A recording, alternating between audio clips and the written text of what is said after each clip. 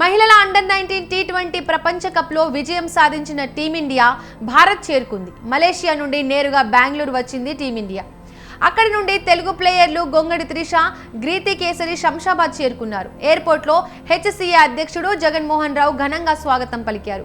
India women క్రికెట్కి ఈ విజయం బూస్టర్ వంటిదన్నారు. మలేషియాలో జరిగిన మెగా టోర్నమెంట్లో ఫైనల్లో సౌత్ ఆఫ్రికాను 9 వికెట్ల తేడాతో ఓడించి వరుసగా రెండోసారి ఛాంపియన్గా నిలిచింది భారత్.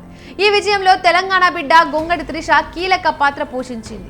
త్రిష అద్భుత బ్యాటింగ్తో పాటు అసాధారణ బౌలింగ్ ప్రదర్శన క్రికెట్ అభిమానులను ఆకట్టుకుంది. ఫైనల్లోనూ 44 పరుగులు చేసి 3 వికెట్లు తీసి ప్లేయర్ ఆఫ్ ది మ్యాచ్గా ఎంపికైంది. టోర్నమెంట్ మొత్తం ఆమె 77.25 సగటుతో 309 పరుగులు చేసి ప్లేయర్ ఆఫ్ ది టోర్నమెంట్గా నిలిచింది. అత్యుత్తమ ప్రదర్శన కనబరిచిన ఆటగాళ్లతో ఐసీసీ ప్రకటించిన టోర్నమెంట్ బెస్ట్ టీంలో గొంగడి త్రిషతో పాటు 4 భారత క్రీడాకారులు స్థానం సంపాదించారు. ఆబ్వియస్ గా ఇండియా గెలవడం అనేది మన మొత్తం దేశంకి చాలా గర్వకారణమైన వస్తువు. అది I mean 2 సార్లు ఇండియా బ్యాక్ టు బ్యాక్ గెలిచింది, అది కూడా గర్ల్స్ 2 టైమ్స్ గెలిపించినారు. It's a very proud moment for all of us.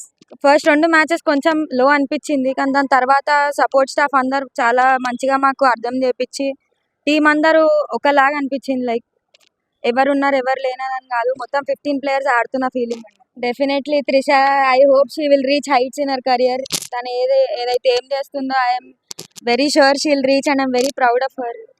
Under 19 world కప్లో రెండోసారి త్రిష ఆడడం, అంతేకాకుండా ఇండియా పేరు పూర్తిగా రెపరెపలాడించేలాగా త్రిష మంచి పర్ఫామ్ చేసి హైదరాబాద్ క్రికెట్ అసోసియేషన్ పేరుని, ఇండియా పేరుని కూడా పైకి తీసుకెళ్లడం, దీంతో పాటు ధృతి కూడా మంచి పర్ఫామ్ చేయడం, వీళ్ళిద్దరు కూడా హైదరాబాద్ క్రికెట్ అసోసియేషన్కి మితాలి తర్వాత వీళ్ళిద్దరు కూడా అంత పేరు తీసుకొస్తారని, వీళ్ళిద్దరికి ఫ్యూచర్ మంచి ఫ్యూచర్ ఉంటుంది.